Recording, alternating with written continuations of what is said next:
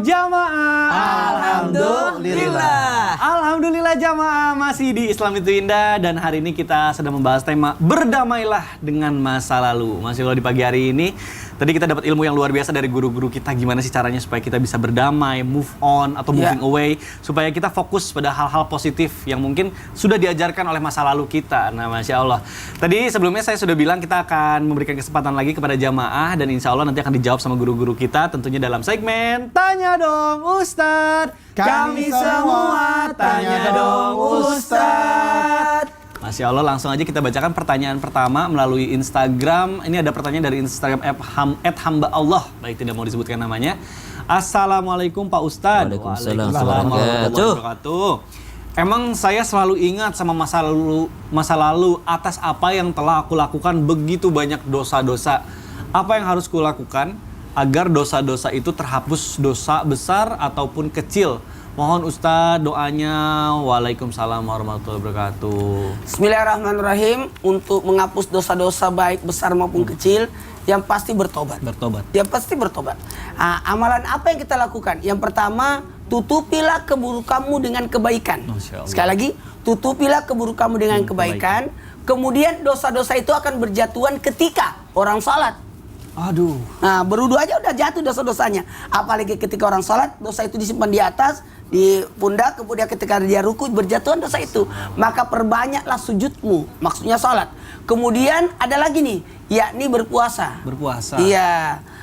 Karena puasa. Dengan berpuasa, man shoma ramadhana imanan wa ihtisaban ghufira lahu ma taqaddama min dzanbi. Akan diampuni dosa-dosa itu dengan puasa. Jadi tadi apa? Yang pertama tadi berbuat baik, salat 5 waktu, berpuasa. Ada lagi nih berzikir. Karena berzikir itu kan zikirnya astagfirullah. Coba tarik nafas. Astagfirullah. Angkat lagi. Astagfirullah. Itu pasti enak. Dengan begitu, dan terakhir tutuplah dengan salat sunat tobat. Ada salat khusus untuk ada namanya salat sunat awabin. Ya. Jadi antara maghrib isya salat sunat 6 rakaat. Salat ba'diyah 2 rakaat, kemudian 2 rakaatnya salat sunat tobat, dan 2 rakaatnya salat sunat ajat. Waduh, Masya Allah. Baik, terima kasih Ustadz Maulana atas jawabannya. Mudah-mudahan terjawab. Dan kita lanjutkan ke pertanyaan kedua. Ada pertanyaan dari Instagram @hamba_Allah. Assalamualaikum warahmatullahi wabarakatuh. Waalaikumsalam warahmatullahi wabarakatuh. Ustadz, salam barokallah, sehat semuanya. Amin amin ya Allah ya rabbal alamin. Pak Ustadz, memang berat untuk berdamai dengan masa lalu, tapi insya Allah harus bisa. Tapi bagaimana bisa masa lalu itu ada lagi dan terjadi lagi? Padahal saya sudah memaafkan dan mencoba qanaah dengan semuanya sampai saat ini. Pikiran saya masih bertanya, andaikan ini mimpi. Pak Ustadz, doa apa supaya saya istiqomah menghadapinya? Terima kasih. Wassalamualaikum warahmatullahi wabarakatuh. Hatur nuhun. Mohon jawabannya Habib Usman, silakan. Bismillahirrahmanirrahim. Yang pertama, yakin bahwasanya itu godaan setan yang merusak pikiran kita, selalu teringat-ingat masa lalu, dan bersabar kepada Allah Subhanahu wa taala atas musibah yang terjadi. Wa ma asaba musibatin illa biidznillah. Jadi musibah apapun yang terjadi bagi kita atau terhadap diri kita, semua dengan izin Allah Subhanahu wa taala. Dan yang kedua, baca doa alam nasrah laka sadrak wa wada'na anka wizraka alladhi anqadha zahrak wa rafa'na laka dzikrak fa inna ma'al usri yusra, inna ma'al usri yusra, fa idza faragta fansab wa ila rabbika farghab. Jadi berharap ya Allah pegang dadanya agar Allah kasih kelapangan, agar Allah bukakan jalan, agar Allah kasih ketenangan, dan ada yang indah setelah ini, dan yakin bahwasanya Allah kasih yang terbaik buat kita. Yakin bahwasanya Allah akan membuka pikiran dan hati kita untuk menatap masa depan, bukan masa lalu. Dan yakin bahwasanya Allah sayang sama kita. Dan yakin juga bahwasanya ya Allah, masalah yang seperti ini adalah bentuk ujian kepada kami atau musibah yang terjadi pada kami, dan untuk menjadi lebih baik lagi dan lebih tangguh lagi. Kalau bukan karena musibah itu yang terjadi atau ujian itu yang terjadi atau cobaan itu yang terjadi, mungkin saya tidak setegar ini, saya tidak sehebat ini. Kehebatan itu datang bagi hamba di mana dia ada sebuah ujian yang besar dalam dirinya. Rasulullah SAW diuji sangat hebat, sangat dahsyat, dicaci, dimaki, ditimpukin, diperangi dan lain sebagainya, dan bahkan ingin dibunuh.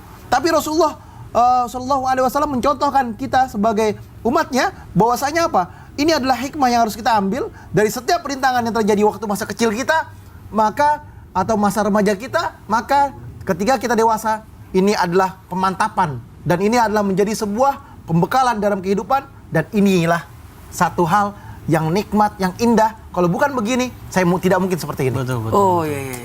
Masya Allah. Jadi harus percaya bahwa setelah kesulitan pasti ada kemudahan. Ada jalan keluar dari Allah. Baik, alhamdulillah, Masya Allah, jamaah Islam Itu Indah yang dirahmati Allah. Mudah-mudahan terjawab tadi 2 pertanyaan sudah dijawab oleh guru-guru kita, dan selanjutnya insya Allah kita akan bermuhasabah bersama-sama dan ditutup oleh doa oleh guru kita Ustaz Syam. Silakan guru. Bismillahirrahmanirrahim. Jamaah Islam Itu Indah yang dimuliakan Allah Subhanahu wa taala. Kupu-kupu yang indah berasal dari kepompong dan dari ulat. Subhanallah. Dia menjadi indah setelah dia melakukan transformasi. Begitu pula Sayyidina Umar bin Khattab radhiyallahu anhu radhah. Bahkan dalam riwayat disebutkan seandainya ada nabi setelah Nabi sallallahu alaihi wasallam, maka Sayyidina Umar juga menjadi nabi. Saking taat dan takutnya kepada Allah Subhanahu wa taala. Tapi kalau kita lihat masa lalu, siapa Sayyidina Umar bin Khattab? Beliau adalah seorang yang mabuk-mabukan. Beliau adalah seorang yang tidak ada takut-takutnya menzolimi orang lain. Beliau adalah seorang yang tidak ada takut-takutnya untuk membunuh keturunannya sendiri.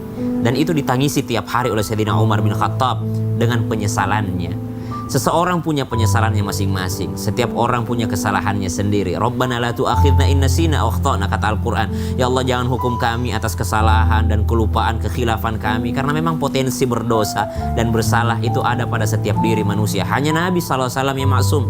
Hanya Nabi SAW yang tidak pernah melakukan kesalahan. Maka setiap kita yang pernah melakukan kesalahan, pintu taubatnya Allah Subhanahu wa taala terbuka sangat lebar. Jangan fokus memandang bukit-bukit dosa, tapi fokuslah memandang gunung ampunan Allah yang begitu luas. Dosa kita mungkin di mata kita sangat besar, tapi di mata Allah bisa jadi itu kecil. Tapi sebaliknya, kita yang memandang remeh dosa, bisa jadi di mata Allah itu adalah kesalahan yang sangat besar. Jangan lihat kesalahannya, tapi lihatlah kepada siapa kita melakukan kesalahan. Begitu pula sakit hati yang pernah ada, maka cobalah untuk berdamai dengan diri kita sendiri. Kalau kita masih memendam itu semua, kita tidak merugikan orang lain, tapi kita merugikan diri kita sendiri. Kalau kita masih mengingat itu semua, biarlah ia menjadi ingatan, biarlah ia menjadi suatu sejarah, tapi bukan untuk mengganggu masa depan kita. Bismillahirrahmanirrahim. Amin. Alhamdulillahi rabbil alamin. Allahumma salli ala sayyidina Muhammadin an-nabiyil ummi wa ala alihi wa sahbihi wa sallim.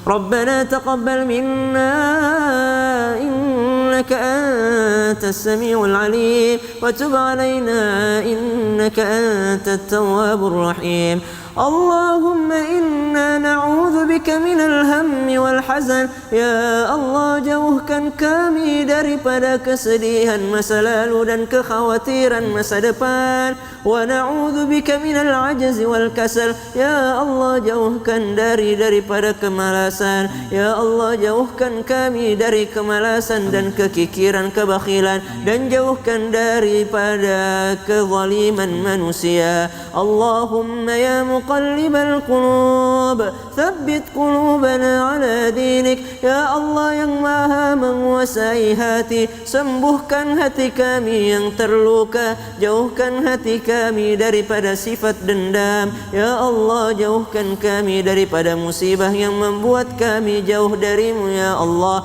wa akhluf li khairan minha. Ya Allah, gantikan apa yang hilang dari kami dengan sesuatu yang jauh lebih baik lagi. Wa sallallahu ala sayyidina Muhammad walhamdulillahi rabbil alamin. Jamaah, demikianlah perjumpaan kita di pagi hari ini. Mudah-mudahan ilmu yang kita dapatkan bermanfaat dan kita bisa mengamalkannya. Sekali lagi saya berterima kasih sedalam-dalamnya kepada jamaah yang sudah menyaksikan dan juga kepada guru-guru kita. Akhir kata saya Mikot Adausi, mohon undur diri. Mohon maaf apabila ada salah-salah kata. Wabillahi taufiq wal hidayah. Wassalamualaikum warahmatullahi wabarakatuh. Waalaikumsalam warahmatullahi wabarakatuh.